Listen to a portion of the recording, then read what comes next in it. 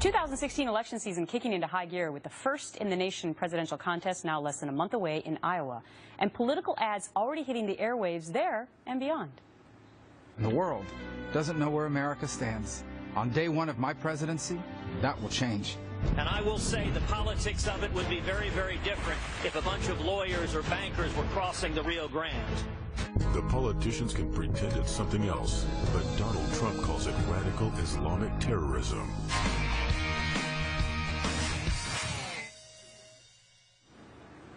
So with all these ads, key voting blocs, especially younger ones like Generation Z and millennials, well, guess what? They don't really watch TV anymore, at least when it's on live. They're glued to their iPads and social media. So do political TV ads even matter anymore? Joining me now, David Gaines, Chief Planning Officer at Maxis Global, a global media agency. It's such a fascinating topic, David, because super PACs are going to spend gazillions of dollars this year on the presidential election ads. And are they speaking to the wrong group of people, a huge percentage of the population who's not watching TV? Yeah, exactly, Gretchen. I think that the size of the money is less of a surprise. Definitely is a little misguided in terms of where it's being invested, if indeed they're after a younger voter and they're trying to infect younger minds for the upcoming election. So let's take a look at the money.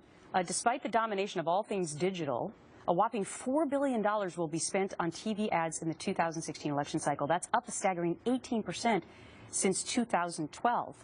Also, spot TV ads will remain the preferred medium for political commercials. So that's also going to go up. Is it that super PACs are antiquated in your mind and candidates in general are just going to do what has worked in the past? I think, ironically, it's that television is safe. People think television is safe, but it's reactive. There's an opportunity here to speak to a group of individuals on their own terms using very clear data profiles that we can construct to tap into issues which are relevant to millennials that are being completely ignored. So Gen Z's political beliefs, here they are. 60% don't follow politics. 33% apparently Democrats, 22% are Republicans. But they are looking at social media platforms. So in your mind, if candidates were smart and they were trying to get those voters, what should they be doing? Candidates are acting exactly the same way as brands do for advertising. Politics is about characters. I think what they should be doing is isolating exactly what the essence of their brand is and communicating that simply in very clear terms that makes it very easy to understand, and then creating a digital ecosystem that allows millennials to go away and find out more information for themselves. It's an inverse approach to advertising for millennials that is for boomers.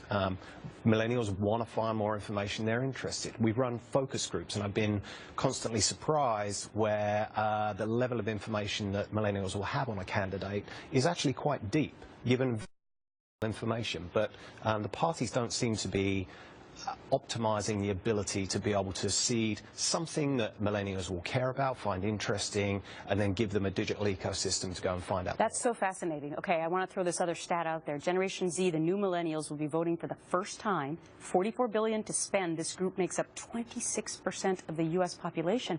We saw what happened for Barack Obama 8 years ago with millennials.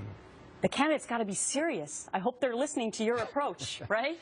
I think there is a lack of proactive approaches to speaking to millennials. Most of the money that we're seeing set aside for television is all being used for a 35-plus audience. And even when Obama was being elected, only one TV campaign ran speaking to 18 to 34-year-olds. Everything else was 35-plus. And very, very interesting. But he did still get that vote. We'll see if any of the candidates are listening to your strategies. David, great to see you. Thank you, Gretchen.